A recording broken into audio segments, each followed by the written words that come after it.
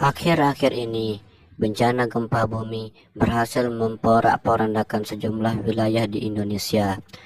Ini dikarenakan letak geografis Indonesia yang berada di jalur cincin api Pasifik atau Ring of Fire. Mengutip dari buku Proses Terjadinya Gempa Bumi karya Rani Siti Fitriani dan kawan-kawan, gempa bumi merupakan sebuah peristiwa pelepasan energi yang menyebabkan dislokasi pada bagian dalam bumi secara tiba-tiba. Nah, akibat yang ditimbulkan dari bencana gempa bumi ialah kerusakan bangunan, sarana, dan prasarana umum seperti jalan raya dan lain sebagainya. Bagaimana proses terjadinya gempa bumi? Terjadinya gempa bumi disebabkan oleh pergerakan lempeng yang berefek pada getaran permukaan bumi. Ketika muncul gaya yang cukup besar dari pergerakan lempeng, maka batuan di lempeng akan menegang.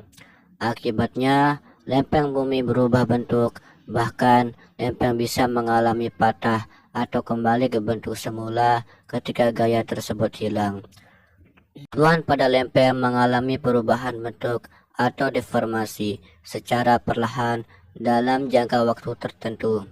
Ketika batuan tersebut mengeras atau menegang, maka energi potensialnya terus saat lempeng bergerak atau patah, energi dilepaskan dan mengakibatkan terjadinya getaran yang merambat melalui material bumi lainnya.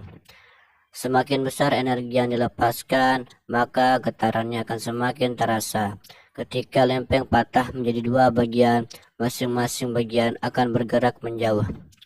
Sementara itu, dalam buku geografi yang disusun oleh Wirasuti Widyatmanti dan Dini Natalia, proses terjadinya gempa dibedakan menjadi dua, yaitu berdasarkan sebabnya dan kedalamannya.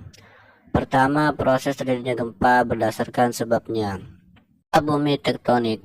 Gempa bumi tektonik menjadi gempa yang paling sering terjadi dan diakibatkan oleh pergeseran lempeng tektonik atau pengaruh kegiatan pembentukan pegunungan. Lempeng tektonik yang bergerak dan bergesekan satu sama lain memiliki energi dan tekanan yang besar. Jadi ketika tekanan tersebut semakin membesar dan tidak dapat ditahan pinggiran lempeng, energi dan tekanan dilepaskan dalam bentuk getaran dan dirasakan sebagai gempa bumi. Gempa bumi vulkanik. Selanjutnya ada gempa bumi vulkanik. Sesuai dengan namanya, gempa bumi jenis ini diakibatkan oleh aktivitas vulkanik. Pergerakan magma ke permukaan bumi menimbulkan gesekan dan pecahan pada batuan yang berujung menimbulkan getaran dan goncangan yang berkepanjangan. Biasanya, gempa bumi jenis ini terjadi pada wilayah yang berdekatan dengan gunung berapi. Umumnya, skala gempa bumi vulkanik tidak sekuat tektonik. Gempa bumi runtuhan. Terakhir adalah gempa bumi runtuhan. Gempa bumi runtuhan terjadi akibat adanya runtuhan, seperti runtuhan gua dan pertambangan. Persentase gempa ini sangat kecil, dan jika terjadi hanya dirasakan di wilayah sekitar sumber runtuhan.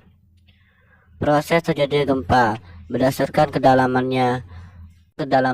Gempa dibagi ke dalam 3 jenis, yaitu gempa bumi dangkal.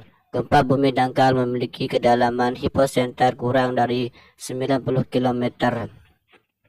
Gempa bumi ini menjadi yang paling berbahaya karena dekat dengan permukaan bumi dan peluang kerusakannya sangat besar.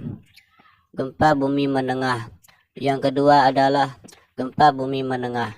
Biasanya, gempa bumi menengah memiliki kedalaman hiposenter antara 90 km sampai dengan 150 km. Gempa bumi dalam. Gempa bumi yang terakhir adalah gempa bumi dalam. Sesuai dengan namanya, hiposenter gempa jenis ini terletak lebih dari 150 km di dalam perut bumi.